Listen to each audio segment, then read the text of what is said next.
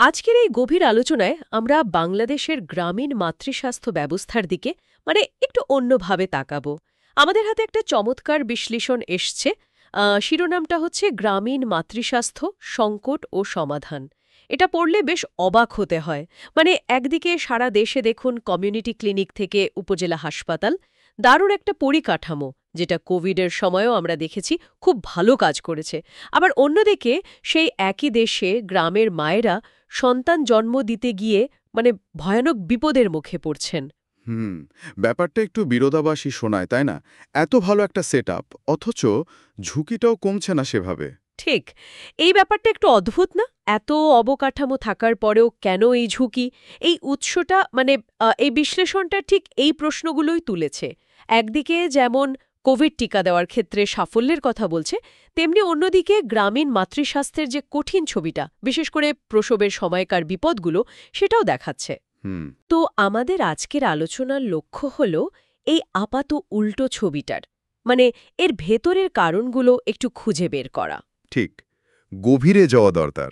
হ্যাঁ, আমরা ধাপে ধাপে এগোব। দেখব স্বাস্থ্য অবকাঠামোর অবস্থাটা আসলে কি, কেন লোকবলের এত অভাব, মাতৃমৃত্যুর পরিসংখ্যানগুলো কি বলছে, এর পেছনের কারণ কি, আচ্ছা অদক্ষ দায়দের ভূমিকাটাই বা কতটা, আর এই যে পেশাদার মিডওয়াইফ বা প্রযুক্তির ব্যবহার, এগুলো কতটা কাজে আসছে বা আসতে পারে, আর সবশেষে কিছু সমাধানের কথাও নিশ্চয়ই থাকবে। অবশ্যই। তো শুরুতেই আসি বাংলাদেশের গ্রামীণ স্বাস্থ্য নেটওয়ার্ক প্রসঙ্গে। এটা কিন্তু সত্যি বলতে বেশ প্রশংসার যোগ্য। একেবারে তৃণমূল পর্যায়ে কমিউনিটি ক্লিনিক, তারপর ইউনিয়ন স্বাস্থ্যকেন্দ্র, উপজেলা স্বাস্থ্য কমপ্লেক্স, জেলা হাসপাতাল, একটা বেশ কাঠামো আছে। হ্যাঁ, কাঠামোগত দিকটা অস্বীকার করার উপায় নেই। এর গোড়াপত্তন তো সেই স্বাধীনতার পরপরই প্রথম পঞ্চবার্ষিকী পরিকল্পনাতে ১৯৭৩ থেকে ৭৮ শুরু হয়েছিল। ঠিক, আর কোভিড টিকা দেবার সময় তো এর জোরটা আমরা বেশ ভালোই টের পেলাম। যখন অনেক দেশ হিমশিম খাচ্ছে, বাংলাদেশ কিন্তু এই নেটওয়ার্কটাকেই কাজে লাগিয়ে বেশ দ্রুত টিকা পৌঁছে দিয়েছিল। একদম।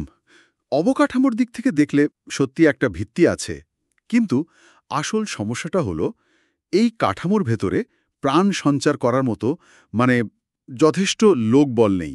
বিশেষ করে যদি চিকিৎসকের কথা বলি, লোকবল নেই, কতটা অভাব। সরকারি হিসাবেই তো প্রায় ১০,০০০ ডাক্তারের পদ খালি পড়ে আছে। ভাবা যায়, যেখানে বিশ্ব স্বাস্থ্য সংস্থা বলছে প্রতি ১০,০০০ মানুষের জন্য অন্তত ১০ জন ডাক্তার দরকার, ১০ জন। সেখানে বাংলাদেশে এই সংখ্যাটা হচ্ছে গিয়ে মাত্র ৬.৩ জন। ১০,০০০ পদ খালি, আর প্রতি ১০,০০০-এ মাত্র ৬.৩ জন ডাক্তার। এটা তো বিশ্ব স্বাস্থ্য সংস্থার সুপারিশের চেয়ে অনেক কম। এর প্রভাব নিশ্চয়ই গ্রামে অনেক বেশি পড়ছে।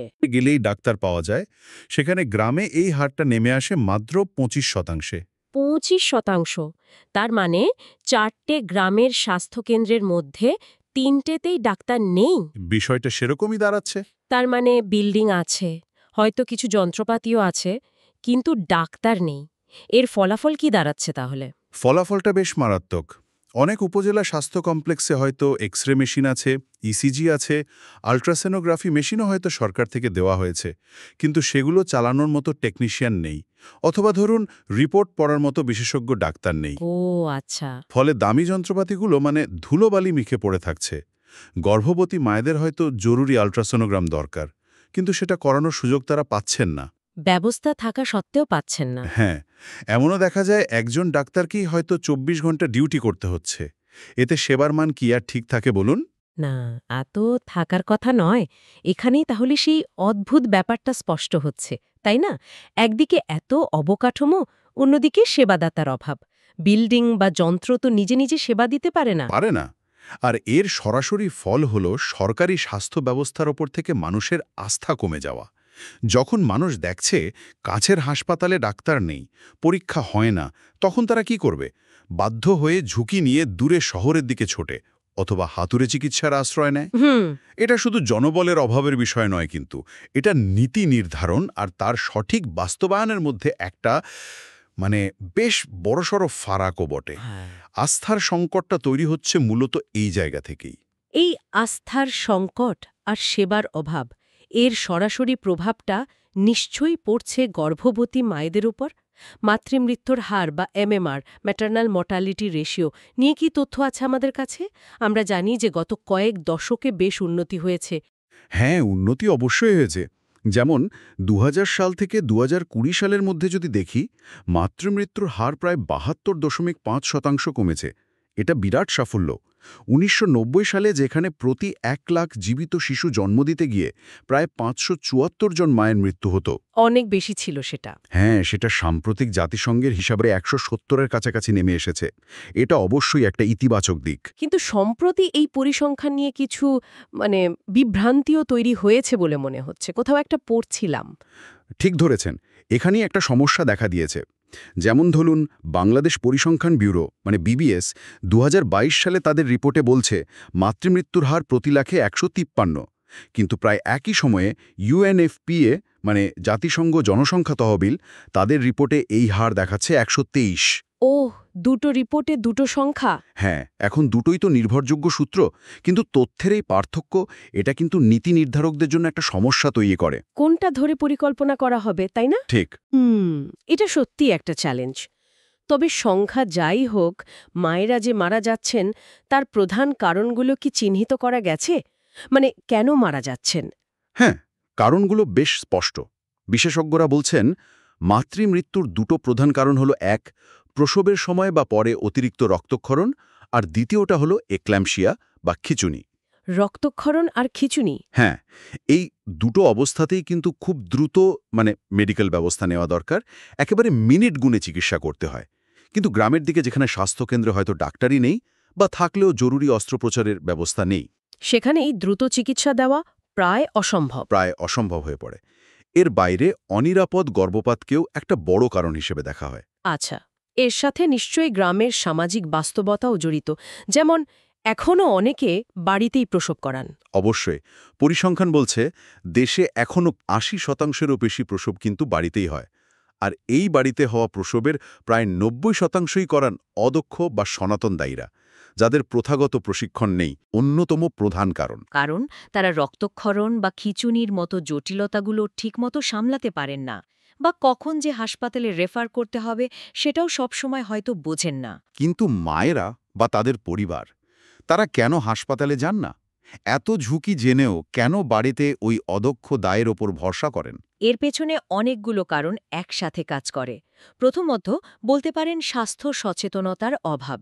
অনেকে বুঝতেই পারেন না যে গর্ভাবস্থায় নিয়মিত চেকআপ বা হাসপাতালে প্রসব করানোটা কেন জরুরি। দ্বিতীয়ত, দূরত্ব আর খরচ। গ্রামের বাড়ি থেকে উপজেলা বা জেলা হাসপাতাল হয়তো বেশ দূরে। যাতায়াত একটা বড় সমস্যা। হ্যাঁ, যাওয়ার ভালো রাস্তা নেই, অ্যাম্বুলেন্স পাওয়া যায় না, গেলেও অনেক খরচ। এই খরচ বা ঝামেলার ভয়ে অনেকে যান না। আর তৃতীয় এবং সম্ভবত সবচেয়ে গুরুত্বপূর্ণ কারণ হল ওই যে আগে বলছিলাম, আস্থার অভাব। হ্যাঁ, বিদ্যমান স্বাস্থ্য ব্যবস্থার প্রতি আস্থার অভাব। যখন মানুষ জানে যে হাসপাতালে গেলেও ঠিকমতো ডাক্তার পাওয়া যাবে না বা যত্ন নেওয়া হবে না, তখন তারা আর যাওয়ার আগ্রহ দেখায় না। তার মানে এটা একটা দুষ্ট চক্রের মতো লাগছে, তাই না? হাসপাতালে ডাক্তার নার্স কম, সেবার মান খারাপ, মানুষের আস্থা কম, তারা হাসপাতালে না গিয়ে বাড়িতে অদক্ষ দাইয়ের কাছে যায়, মাতৃমৃত্যুর ঝুঁকি বাড়ে, যা আবার সরকারি ব্যবস্থার প্রতি অনাস্থা আরও বাড়িয়ে দেয়। একদম ঠিক এই চক্রেই আটকে আছে গ্রামীণ মাতৃস্বাস্থ্য। শুধু অবকাঠামো থাকলেই তো হয় না, সেই অবকাঠামোকে কার্যকর এবং আস্থাশীল করে তুলতে হয়। তাহলে এই যে চিকিৎসক সংকট, এই পরিস্থিতিতে কি অন্য কোনো সমাধান ভাবা হচ্ছে? যেমন পেশাদার মিডওয়াইফদের ভূমিকা। রিপোর্টে এদের নিয়ে বেশ আশার কথা বলা হয়েছে মনে হলো। হ্যাঁ, মিডওয়াইফরা সত্যি একটা বড় সম্ভাবনা। বিশেষজ্ঞরা তো মনে করেন একজন প্রশিক্ষিত মিডওয়াইফ মা ও নবজাতকের প্রায় ৯০% স্বাভাবিক স্বাস্থ্যসেবার চাহিদা পূরণ করতে সক্ষম। ৯০%? হ্যাঁ, শুধু তাই নয়, তাদের কার্যকর সেবার মাধ্যমে প্রায় ৪১% মাতৃমৃত্যু আর ৩৯% নবজাতকের মৃত্যু ঠেকানো সম্ভব। এটা কিন্তু বিশাল একটা সংখ্যা। সত্যি তো। সরকারও এর গুরুত্ব বুঝতে পেরেছে। ২০১৩ সাল থেকে তো মিডওয়াইফারি শিক্ষা চালু হয়েছে, আর ২০১৮ ও ২০২১ সালে ২ দফায় প্রায় ৩,৫০০ মিডওয়াইফ নিয়োগও দেওয়া হয়েছে সরকারি হাসপাতালগুলোতে। ৩,৫০০ মিডওয়াইফ, এটা তো ভালো খবর। কিন্তু এটা কি যথেষ্ট প্রয়োজনের তুলনায়? এখানেই আবার কিন্তু চলে আসছে উদ্যোগটা অবশ্যই প্রশংসনীয়, কিন্তু প্রয়োজনের তুলনায় একেবারেই যথেষ্ট নয়। বিশ্ব স্বাস্থ্য সংস্থা বলছে বাংলাদেশের মতো দেশে এই মুহূর্তে প্রায় 20,000 দক্ষ মিডওয়াইফ দরকার। 20,000? আর নিয়োগ হয়েছে 3,500? হ্যাঁ, বিশাল ফারাক। তাছাড়া মিডওয়াইফারি যেহেতু একটা নতুন পেশা হিসেবে উঠে আসছে, মানে কর্মক্ষেত্রে তারা নানা ধরনের বাধার মুখেও পড়ছেন। যেমন অনেক ডাক্তার বা নার্স হয়তো তাদের ভূমিকাকে ঠিকমতো স্বীকৃতি দিতে চান না, কাজে বাধা দেন। ও, পেশাগত দ্বন্দ্ব। কিছুটা সেরকম। অনেকে আবার জেনারেল নার্সিংয়ের কাজ করতে বাধ্য করা হয়, যা তাদের বিশেষায়িত দক্ষতার অপচয়। পেশাগত নেতৃত্ব বা নিজেদের জন্য একটা স্বতন্ত্র কাঠামোও এখনও সেভাবে গড়ে ওঠেনি। ফলে সম্ভাবনা থাকা সত্ত্বেও মিডওয়াইফরা পুরোপুরি ভূমিকা রাখতে পারছেন না এখনও। তার মানে মিডওয়াইফ একটা ভালো সমাধান হতে পারে, অবশ্যই, কিন্তু এর জন্য আরও অনেক নিয়োগ দরকার, আর তাদের কাজের একটা সুষ্ঠু পরিবেশ নিশ্চিত করা দরকার। একদম। আচ্ছা, প্রযুক্তির ব্যবহার নিয়েও তো কিছু কথা বলা হয়েছে রিপোর্টে, যেমন টেলিমেডিসিন, মোবাইল ক্লিনিক, এগুলো কতটা কাজে আসছে? প্রযুক্তি অবশ্যই একটা সম্ভাবনার দুয়ার খুলেছে, এতে সন্দেহ নেই। আমরা দেখছি গাজীপুরের মতো জায়গায় মোবাইল ক্লিনিক চলছে, আবার কক্সবাজারের মতো দুর্গম এলাকায় টেলিমেডিসিন সেবা চালু হয়েছে। এর মাধ্যমে গ্রামের মানুষও ভিডিও কলে শহরের বিশেষজ্ঞ ডাক্তারের পরামর্শ নিতে পারছেন। এটা তো দারুণ ব্যাপার। হ্যাঁ, একটা গবেষণায় দেখাও গেছে যে মিডওয়াইফরা যখন টেলিমেডিসিনের মাধ্যমে গর্ভবতী ও প্রসূতি মায়েদের সেবা দিয়েছেন, তখন প্রসব পূর্ব ও প্রসব পরবর্তী সেবা নেওয়ার হার বেশ বেড়েছে। বাহ, তাহলে প্রযুক্তি কি ভবিষ্যতের সমাধান? গ্রামের মায়েরা সহজেই বিশেষজ্ঞ সেবা পাবেন? এখানেও একটু থামতে হবে। দেখুন, প্রযুক্তির দারুণ সম্ভাবনাময়, কিন্তু এর সীমাবদ্ধতাও আছে। সবচেয়ে বড় চ্যালেঞ্জ হল ডিজিটাল ডিভাইড বা প্রযুক্তিগত বিভাজন। গ্রামের সব নারীর হাতে কি স্মার্টফোন আছে? ইন্টারনেট সংযোগ আছে? সেটা একটা বড় প্রশ্ন। থাকলেও নেটওয়ার্ক কি সবসময় পাওয়া যায়? ওই টেলিমেডিসিন গবেষণাটিতেই দেখা গেছে অনেক নারীর সাথে যোগাযোগই করা সম্ভব হয়নি ফোন বা নেটওয়ার্কের সমস্যার কারণে। তাই প্রযুক্তিকে আমরা একটা সহায়ক শক্তি হিসেবে দেখতে পারি, কিন্তু এটা মূল সমস্যার সমাধান নয়। মূল সমস্যা মানে? বিশেষজ্ঞ ডাক্তার বা মিডওয়াইফের অভাব। প্রযুক্তি সেটা পূরণ করতে পারে না, হয়তো প্রভাব কিছুটা কমাতে পারে। এর কার্যকারিতা আবার নির্ভর করে দারিদ্র্য, শিক্ষা, লিঙ্গ বৈষম্য, এই সব কিছুর ওপর। প্রযুক্তি নিজে সবকিছু বদলে দেবে না, যদি না আমরা এই মূল জায়গাগুলোতে কাজ করি। বোঝা গেল। তাহলে একদিকে জনবলের অভাব, অন্যদিকে মিডওয়াইফদের পুরোপুরি কাজে লাগাতে না পারা, আবার প্রযুক্তির সীমাবদ্ধতা। এই বহুমুখী সংকট থেকে বের হওয়ার পথ কি? রিপোর্টে নিশ্চয়ই কিছু সুনির্দিষ্ট সুপারিশের কথাও বলা হয়েছে। হ্যাঁ, বেশ কিছু বাস্তবসম্মত সুপারিশ উঠে এসেছে। প্রথমত, নীতি নির্ধারণ এবং তার প্রয়োগের মধ্যে সমন্বয় আনাটা খুব জরুরি। যেমন ওই যে 10,000 ডাক্তারের শূন্য পদ, হ্যাঁ, সেগুলো জরুরি ভিত্তিতে পূরণ করার কোনো বিকল্প নেই। গ্রামে ডাক্তারদের ধরে রাখার জন্য বিশেষ প্রণোদনা, যেমন ধরুন বাড়তি ভাতা, ভালো আবাসন, পদোন্নতিতে অগ্রাধিকার, এগুলো চালু করতে হবে। আর উপজেলা হাসপাতালগুলোতে অন্তত গাইনি আর অ্যানেস্থিসিওলজিস্ট, যিনি অজ্ঞান করেন, এই দুটো পদ নিশ্চিত করতেই হবে। না হলে জরুরি প্রসূতি সেবা দেওয়া সম্ভব নয়। ঠিক। আর মিডওয়াইফদের ক্ষেত্রে কি করণীয়? তাদের ক্ষমতায়নটা খুব জরুরি। মিডওয়াইফদের জন্য একটা স্বতন্ত্র পেশাগত কাঠামো তৈরি করতে হবে।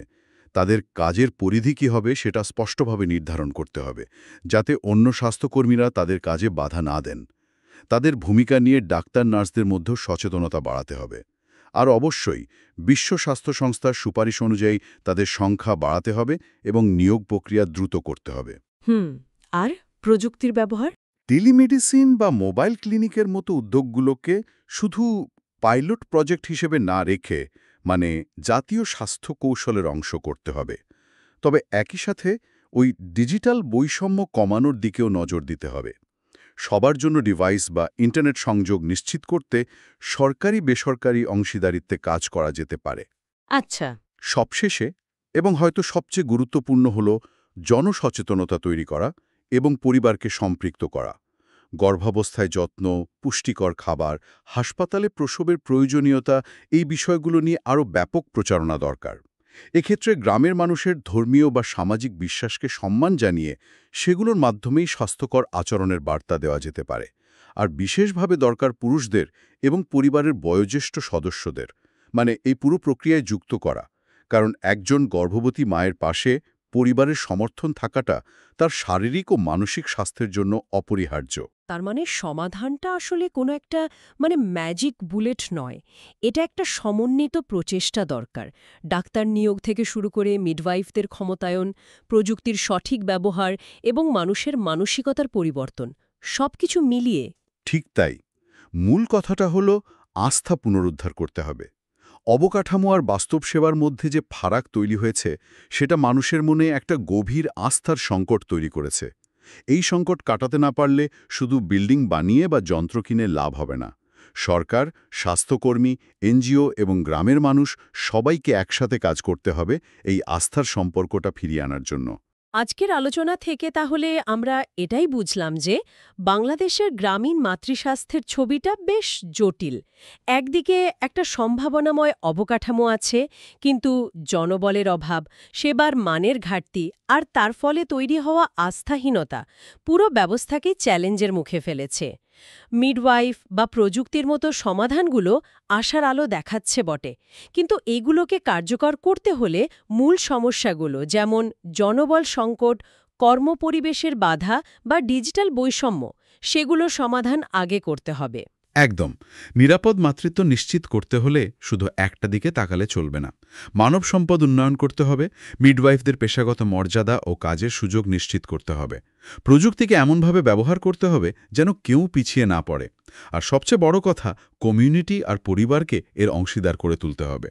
এভাবেই হয়তো সরকারি স্বাস্থ্য ব্যবস্থার প্রতি হারানো আস্থা ফিরিয়ে আনা সম্ভব, আর ওই দুষ্টচক্র ভেঙে বেরিয়ে আসা যাবে। আলোচনা শেষ করার আগে এত প্রশ্ন মনে আসছে, যা হয়তো আমাদের আরও ভাবার খোরাক যোগাবে।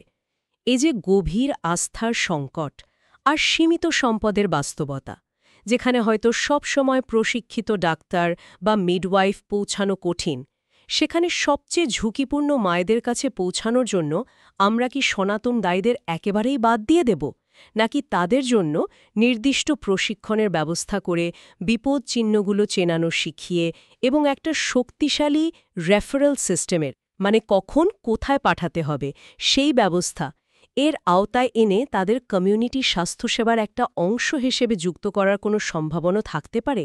এটা নিয়ে হয়তো আমাদের আরও ভাবা দরকার। এটা একটা গুরুত্বপূর্ণ প্রশ্ন, অবশ্যই ভাবার বিষয়।